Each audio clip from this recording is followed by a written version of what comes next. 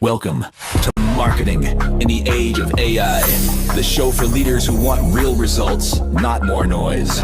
Join Emmanuel Rose as he helps business builders turn AI from a confusing add-on into a practical advantage with clearer messaging, stronger trust, and smarter systems. If you felt a shift happening in real time, you're not imagining it. In the agentic pivot, Emmanuel calls it the move from experimenting with AI to building with it, so it supports your team, your brand, and your growth. Let's get into it.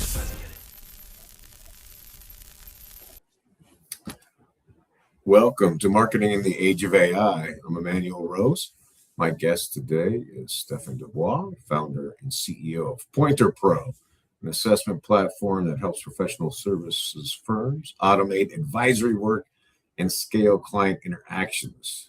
After 15 years in consulting, Stefan applies product thinking to turn diagnostic conversations into repeatable, measurable workflows. Today, we'll focus on how assessments can drive qualification, advisory automation, and real revenue outcomes. Stefan, thank you so much for spending some time with me today. Thank you, Emmanuel, for having me. I've been looking forward to digging in and seeing what's going on. So talk to me a little bit about what kind of consulting you were doing before you conceived of this and put your energy into building a SaaS product for the rest of us. Yeah, sure. I actually started back in '98, so a long time ago, for what was called then Price Waterhouse. Then they merged soon after I joined with Coopers and Lybrand, so that became PwC. And in consulting, I did it. I was first started as a junior consultant, mostly in ERP, enterprise resource planning systems like SAP, like large scale implementations at mostly corporate clients. And then moved on to project management and account management, a bit the traditional career path. But at a certain moment, as I'm an engineer, I wanted really to make things, to create software. That was my preference, and to bring that to the market. So then in 2012, I decided to found my own company and to leave consulting. Well, that is. How did you decide on this small piece of the marketing puzzle? What was the motivation? Yeah, like to choose which type of software to launch was a bit. There was not like a very sophisticated methodology behind it. So I thought, like, first I wanted to do something in CRM, customer relationship management, but then I thought, like, this market is already quite crowded, even back then. So we experimented with some other ideas, and then we put a free version online of what was called back then tablet quiz. That was at the time that the first iPads came out and so on. So there was like a lot of apps for tablets and for mobile phones also. And there were no quiz apps yet. So as a hobby project, I launched a quiz app for iPad. And then afterwards, we extended towards like surveys and assessments, quizzes. I mean, it's all in the same family, basically. And how many people on your team now? Now we are 20 people. Wow. So we are operating in many different countries. I mean, from a customer's perspective, we have customers in 50, so 50 different countries, but mostly in the, let's say, in the Western countries like Western Europe, North America, and then Australia, New Zealand. Yeah, and how many coders do you have working for you? We don't like to call them coders. Engineers, developers. They manage the tools that do actually the coding. They also code and also review, of course, the code themselves. I think we have 5 of them now, and yeah, indeed, it is a transformation from doing the actual coding towards steering the AI to write the right code. But inside the complex system like ours, where there is a lot of code from the past and a lot of complex functionalities, it's not that straightforward to have just everything vibe coded.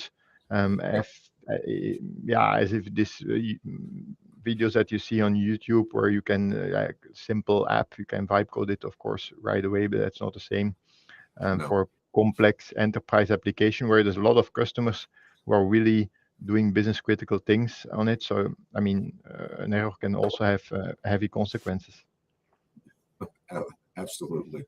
And are you guys a Claude shop or a Kodak shop? What do you prefer to use? Yeah, for the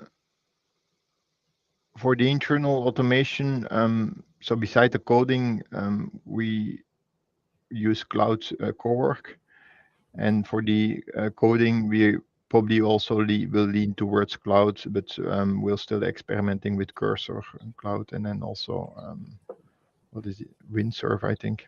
Yeah. Yeah. Well, what is it about Pointer Pro that is unique compared to other survey and questionnaire type SaaS? Yeah, we started off as survey builder. So the survey builder is primarily data collection. Yeah.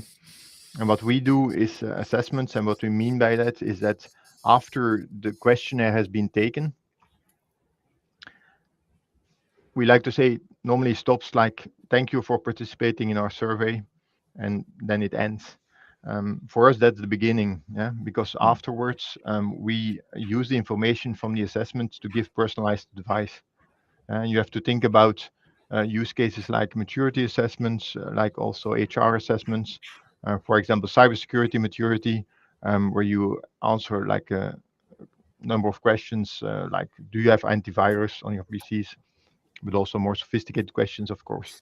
And then get a report like your maturity is 2 out of 5, and here's what you can do to improve. And of course, if you have 2 out of 5, the content that is displayed in the report will be different than if you have 4 out of 5, of course. The advice will be different. So that advice can be configured using no code logic to say like if you have answered that you don't have antivirus, then the advice is, for example, install antivirus. Very simple case, but it can also be more complex. So it can be deterministic logic, but it can also be AI logic. So you can feed the answers of the assessment into an AI prompt and give it some context, and then the result of that prompt will be in the report. And you have also, of course, the human in the loop. You are able to check that report before you send it to your customer, because most people will still like to do it. And I mean, we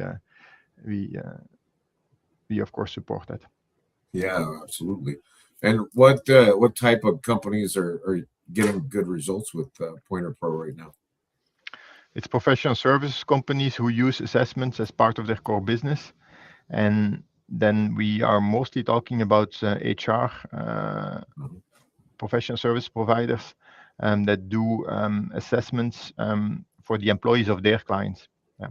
So mostly large-scale upskilling programs, like people that we have, for example, HR service providers in that train sales forces, for example, or other types of typical profiles, and have a known methodology for it. And they've translated this methodology into an assessment and also these advice reports, and they want to to deploy that at large scale for their customers, basically. So that's Yeah, the love main it. use case. Yeah, that's good. I'm wondering from the time that somebody decides that their company is going to move forward with you, how long does it take to onboard and get the surveys or the questions out live? Depend on the complexity, but it's from 2 to 6 weeks when they have everything ready.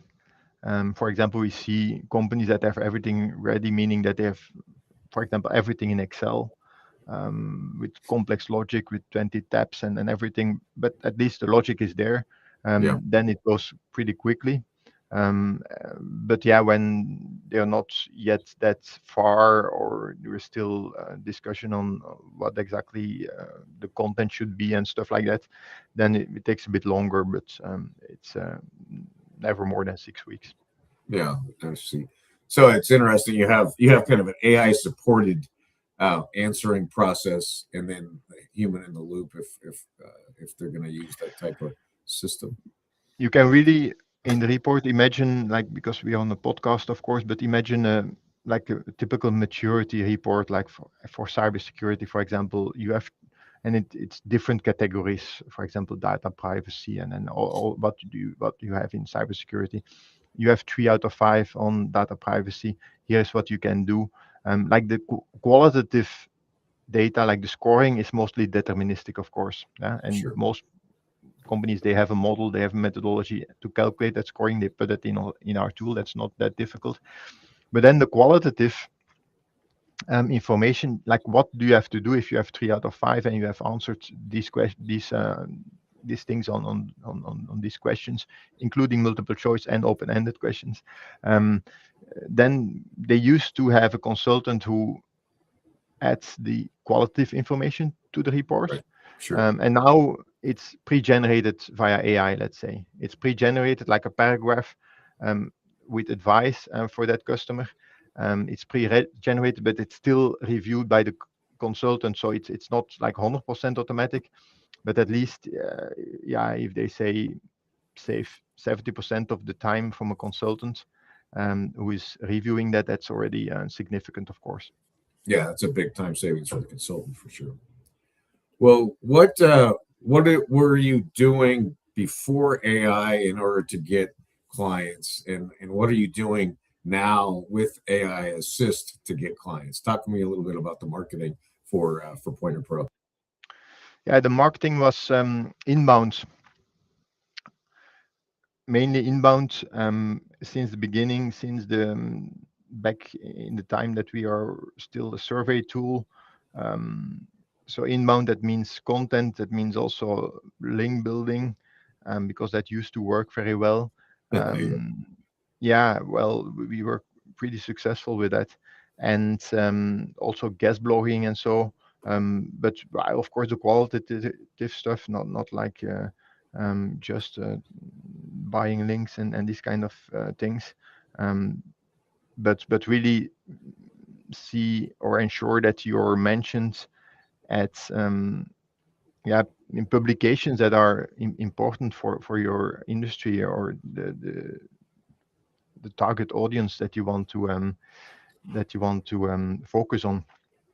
So and then with AI, we have seen, and that is very important, I think, that the traffic from Google organic declined, yeah, Mhm. significantly, um, and of course compensated by an increase in traffic from the ChatGPTs and the AI tools. Sure. But the increase of traffic from the AI tools was not enough to compensate the decline from Google. Yeah. On the other hand, the quality of the prospects that come in via the AI tools is better than, on average, than what we used to have from Google. Well, we still have from Google, of course, but the quantity is less.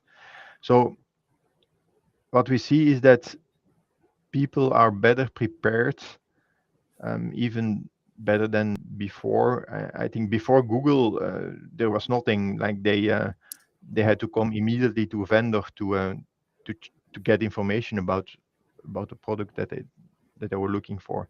Sure. After, with Google, they could research the internet, and then it's further in the funnel that they come in contact with you. Now with AI, it's even further in the funnel that they come in contact with you, because we see people that are really well prepared, that have done like using AI, of course, really deep analysis of our capabilities, and that's the question that they still have are often quite specific, sometimes not available on our website, and then we have some homework to do, of course. Yeah. So deeper in the funnel, but less quantity, I would say. Yeah, it's interesting, isn't it? If you think about even how you're using that type of research, and like, give me the three best performers in a category for me to go and do some research on, and it really, the answer engines or generative engines really narrow it down very Yeah. quickly to some assessment. You want to make sure that you're putting in a good prompt to get the answers that you want on those questions. Yeah, before they asked like to Google what is the best assessment software. So and then we showed up, and now they ask, yeah, I need to do a 360 assessment, and I'm a HR consultant. The data has to be in Europe. It has to be white labeled, and we have about 100 responses per month. What is the best tool? Yeah. Wow. Yeah. So then And the AI is able to recommend something that makes sense, and we have to. Our reaction to that has to be that all the this all the answers to these questions need to be on the website, need to be very clear. For example, where is the data?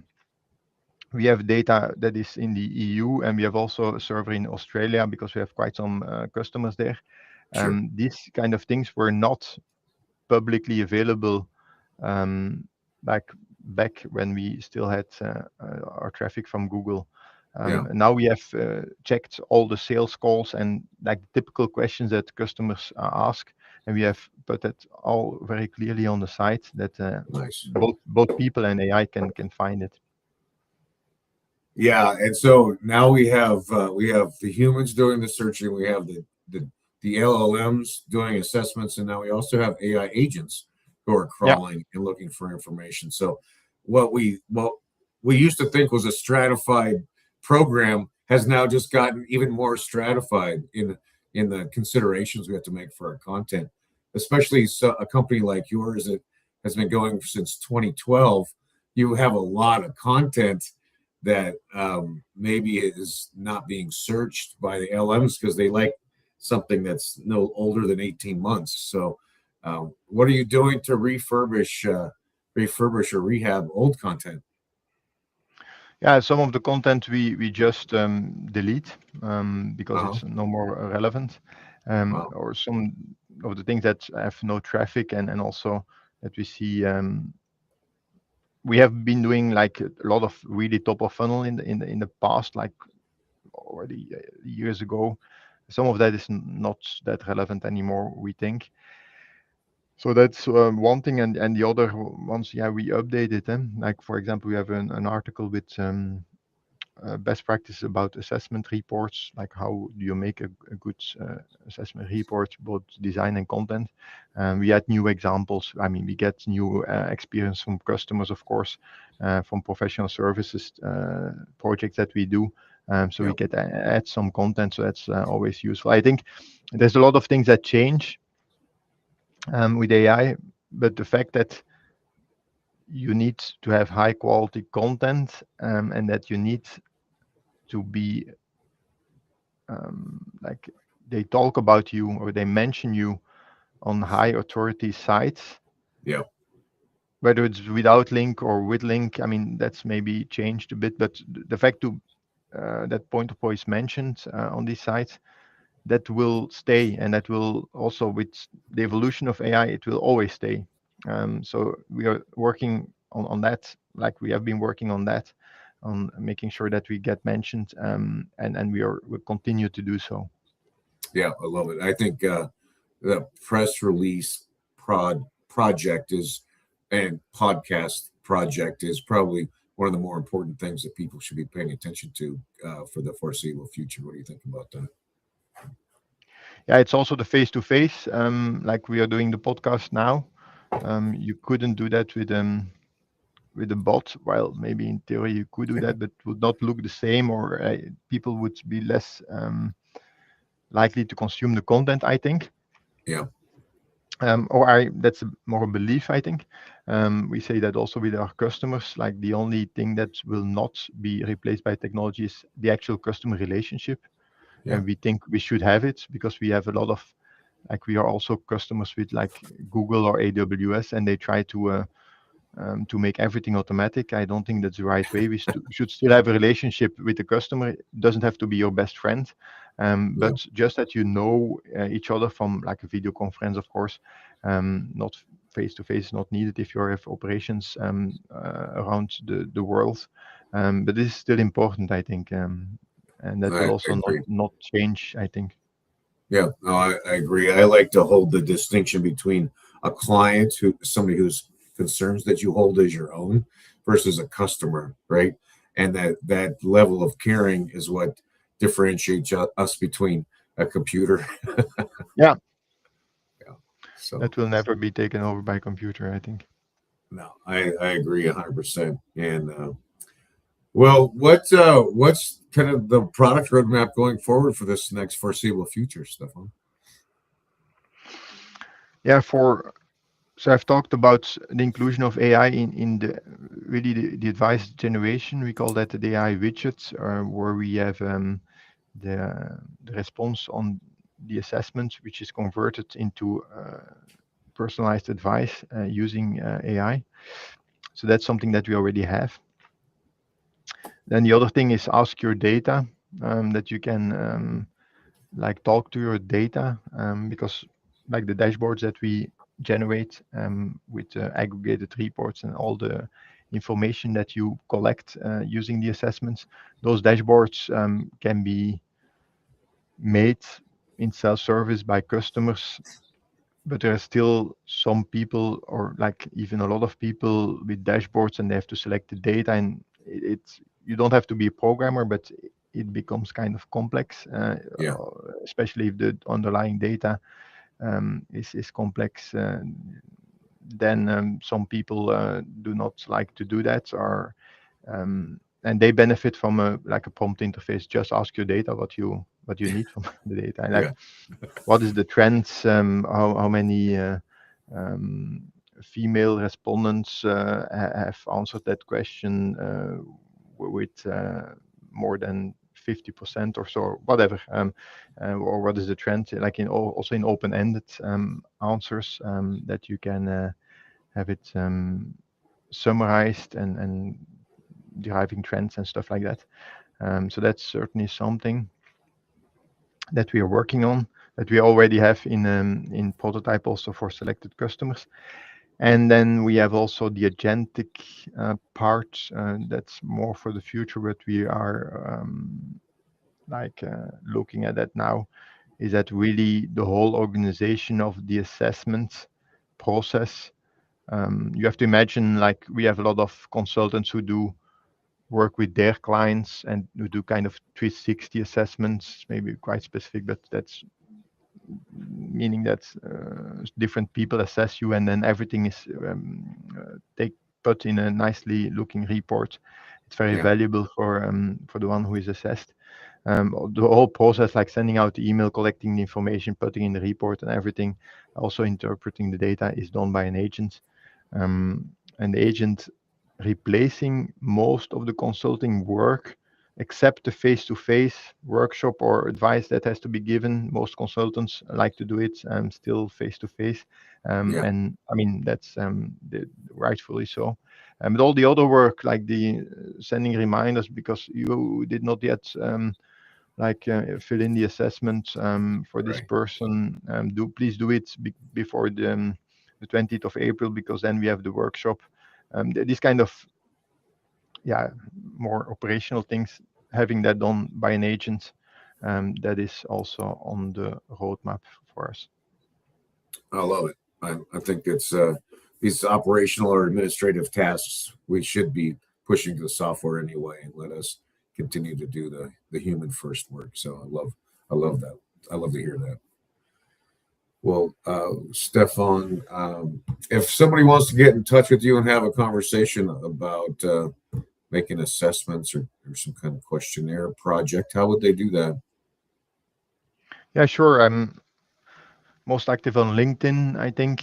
So you can just Stefan Debois, Pointer Pro, look me up there, or you can also go on our website. It has information on of our product, but also on like use cases, also things that are useful without necessarily using our product immediately. And also when you get in touch with me, we can talk about automations of assessments or other things, or marketing, AI, whatever you want to talk about. I always like to exchange ideas. All right. Well, it was a real pleasure to have you on the show, and congratulations on 14 years of success. And I hope you have another 14 years going forward, Stefan. It's overnight success takes 14 years. You know it. Nothing worth having is easy. We know this. Well, thank you so much for being on the show. I really enjoyed the conversation. Look forward to seeing you again soon. Yeah, likewise. Thank you, Emmanuel. Okay, thank you. Well, I think it's a great reminder from an experienced SaaS creator, which is we're looking and see how we can get the agents doing organization and operational administrative tasks, so that we're freed up to continue doing the things that are human and that are the most human part of it, which is the relationships and the conversations, and enjoying doing some work on behalf of other people. I hope you enjoyed my conversation with Stefan Debois from Pointer Pro, and that if you have assessment needs, that you get in touch with him. Hope that you continue to do your research and find tools and techniques within the realm of AI that help save you time. And with that time, that you continue to upskill, that you spend it with your friends and family, and that you get away from the screens, outside into nature, and see what's going on there as well. This is Emmanuel Rose, Marketing in the Age of AI. Thanks for listening to Marketing in the Age of AI. Be sure to subscribe wherever you heard this podcast so you never miss a future episode. Your copy of Authentic Marketing in the Age of AI is available at Amazon.com or EmmanuelRose.com. You can also connect with Emmanuel on LinkedIn. Thanks again for listening, and we'll see